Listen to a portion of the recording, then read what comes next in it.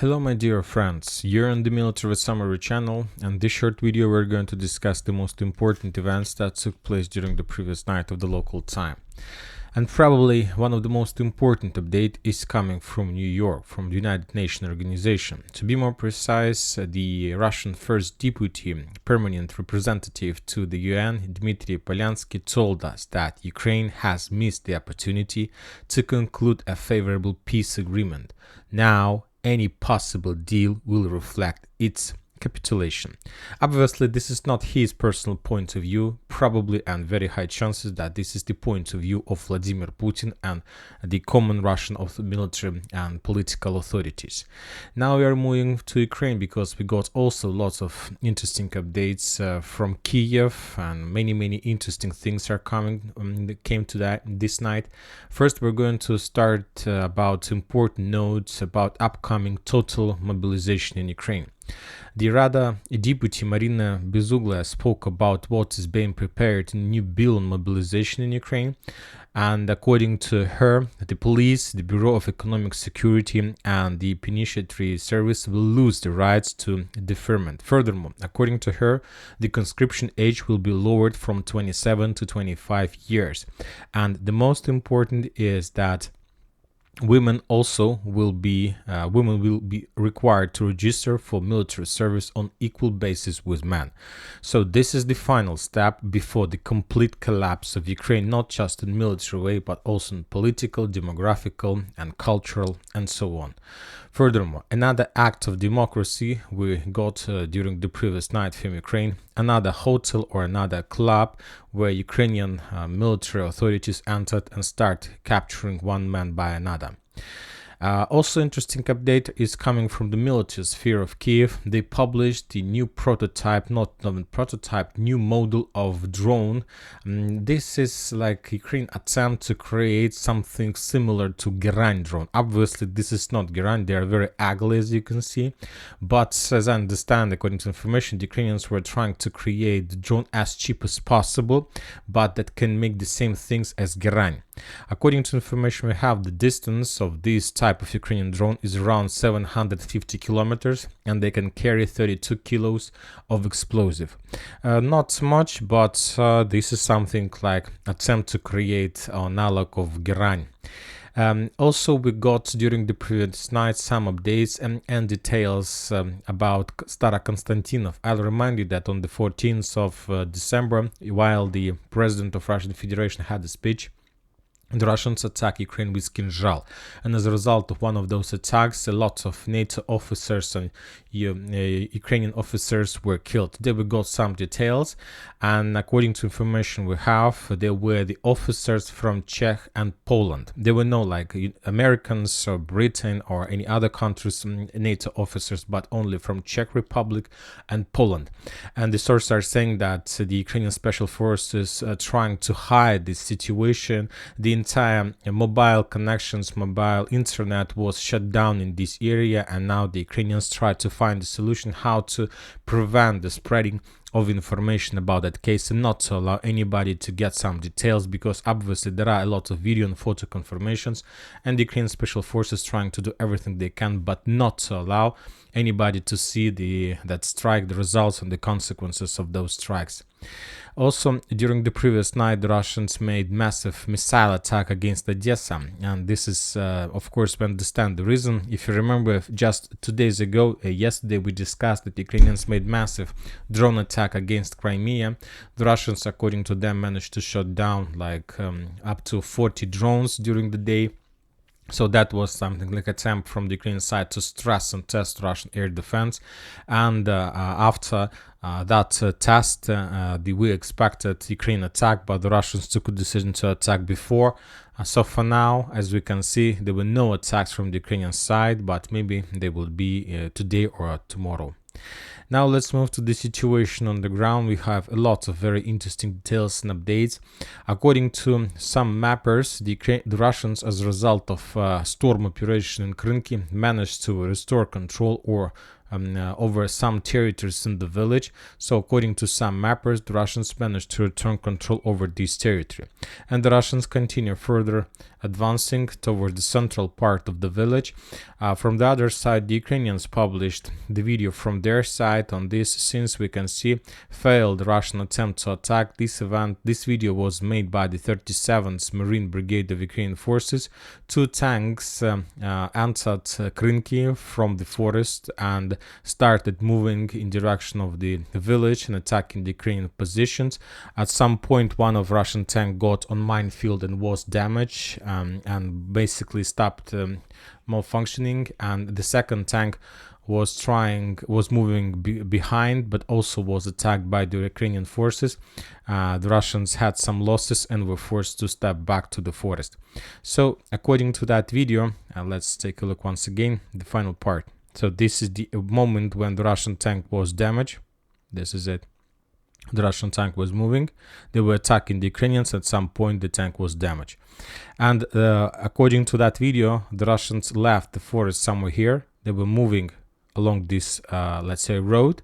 On this point, the Russian tanks were damaged, and then the Russian infantry withdrew their positions back to the forest. So that was an operation. We see that the Russians almost every single day are making more and more attempts to attack the Ukrainians. So I believe that today we're going to receive more updates from Krinky foothold. Now we are moving further. And now we're going to talk about South Donetsk direction. We got also lots of interesting updates and details. We haven't received any geolocations, but some of the mappers have updated their maps. For example, Syriac also confirms that the Russians, as a result of offensive operation, managed to establish control over the cemetery, this territory. And other sources this night at 2 a.m. of the local time published the information. The Ukrainians took a decision to completely withdraw their positions from the southern part of Novomikhailivka. So according to some sources, the Ukrainians completely left this territory, and that the Russians today probably will have significant results and will be able, of course, to capture and to clear this territory.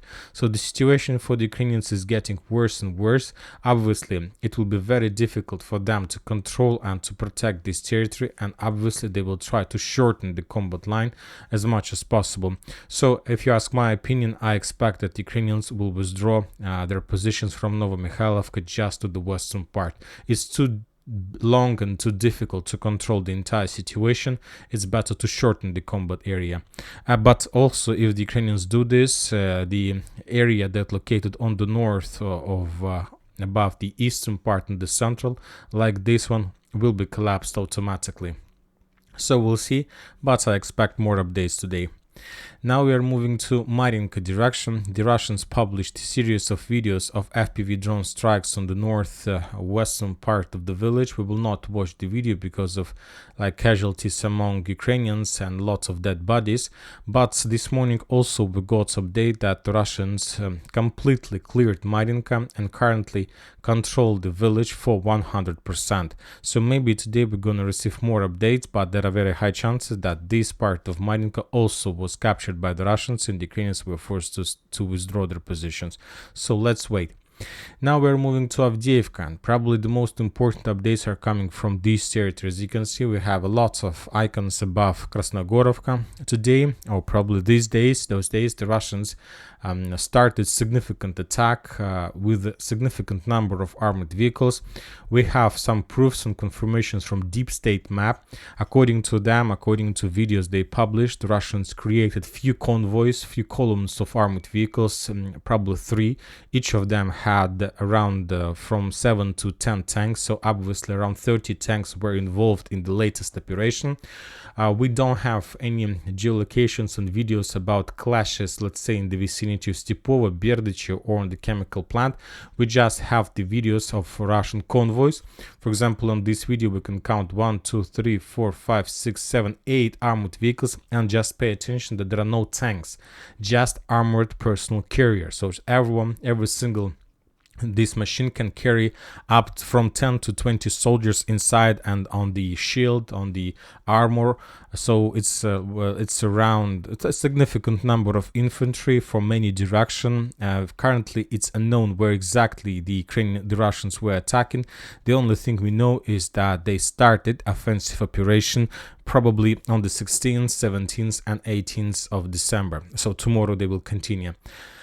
We will receive obviously today more details, more updates, and we'll see what is going to be next. But the Ukrainians, of course, are prepared, and they publish also more updates and details about some bombardments. They were bombing the territory Krasnogorovka heavily with artillery.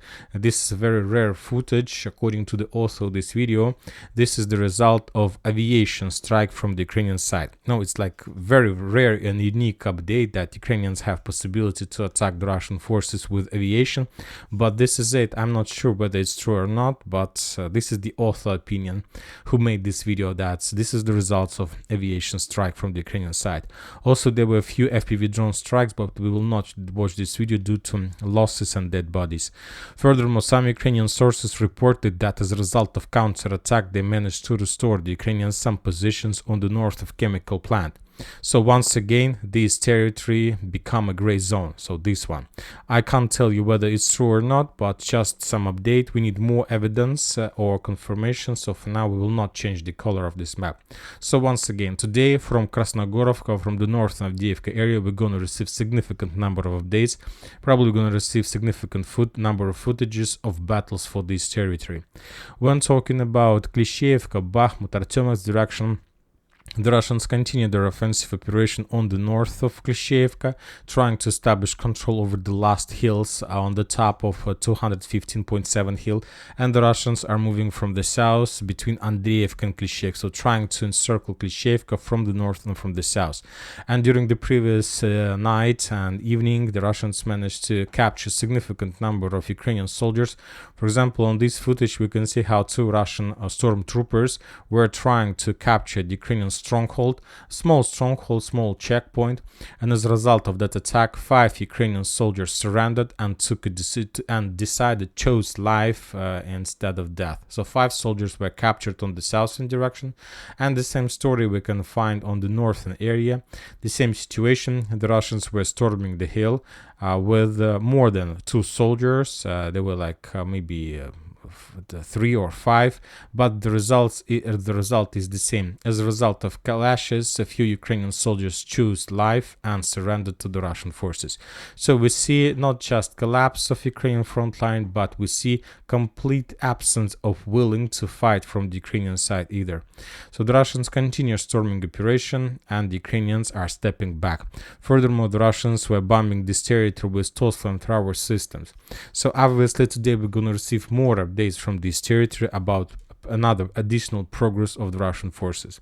We still haven't received any updates from the residential area on the southwest of Bakhmut, and no updates from Bogdanovka. The only thing we got is geolocated proof of Russian progress in the vicinity of Khromovo. On this video we can see how the 3rd Ukrainian brigade attacked the Russian infantry with FPV drone. That video was geolocated in this area, which confirms the Russian progress along the road of 506. Now we are moving further to the north in direction of Fyodorovka-Razdolovka. If you remember, a few days we discussed that the Russians, as a result of an unexpected attack, managed to cross the river on the north of Saka and Vanseti and to develop their foothold in this area. The Ukrainians tried to make counterattack, tried to concentrate forces for counterattack, but probably those forces didn't expect the Russian progress, the Russian activity, so the Ukrainians were not prepared, and the Russians are saying that as a result of artillery fire and as a result of ambush, the Ukrainians lost up to 2 campaigns of soldiers and were forced to step back in direction of Fyodorovka, completely defeated. So that means that probably the Russians have chances to launch a very fast offensive operation, and there are very high chances that the Russians may take Fyodorovka as well. So we'll follow the situation, because today we expect more updates from this territory either. When talking about Kupiansk-Liman, we haven't received almost anything, just another Uday video, Uday day, the 31st day. If you remember, the 30th day finished with losses from the Ukrainian side on the level of 204, and during the 31st day, the Ukrainians lost additional 5 soldiers as a result of work of just FPV drone operator. So by the end of 31st day, the Ukrainians lost more than 209 soldiers. wounded and killed, not just killed, of course. So more than a half a battalion the Ukrainians lost just for 1 month. The Ukrainians from their side also concentrated significant number of FPV drone strikes in the vicinity of Sinkovka, because currently the Russians continue their storming process, and this is like Uday, but from the Ukrainian side there is no counter, but we see that the Ukrainians also try to reduce the number of Russian forces in this area as much as possible. So we'll see what is going to be next, but once again, according to the Russians, according to the Putin, the Ukrainians lost its time for a favorable peace agreement. Now any possible deal will reflect just Ukrainian capitulation. And that's it for the short video. Military Summer channel reminds to condemn any violence in the world. Thank you for watching. Subscribe to my channel, put your likes, join my Patreon, and have a good day. Bye bye.